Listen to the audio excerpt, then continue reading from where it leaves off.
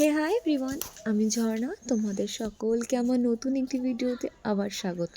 ভিডিওটি অনেক বড় হতে চলেছে, তাই ছোট্ট ছোট্ট সিরিজে শেয়ার করব, ঠিক আছে? আচ্ছা, তো সবাই কেমন আছো? আশা করি সবাই ভীষণ ভালো আছো। অনেক দিন থেকেই কোনো ভিডিও ছবি পোস্ট করছি না। সত্যি বলতে আমার মন আর শরীর কোনোটাই ভালো ছিল না।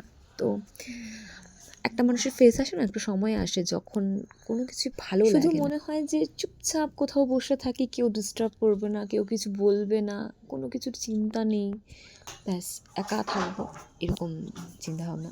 যাই হোক, এসব কথা বাদ দিয়ে চলো ব্লগটা শুরু করা যাক। তো দিনটা ছিল 6ই ডিসেম্বর, শনিবার।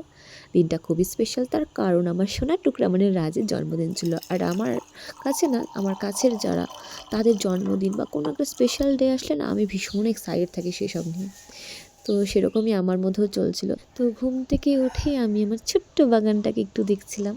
তারপর ওই ম্যাজিক কিউবটা বের করে একটু উষ্ণ গরম জলে খেলাম। এটা ভীষণই উপকারী। আমি 2 সপ্তাহ যাবৎ খাচ্ছি আর আমার অনেকটাই কাজে এসেছে।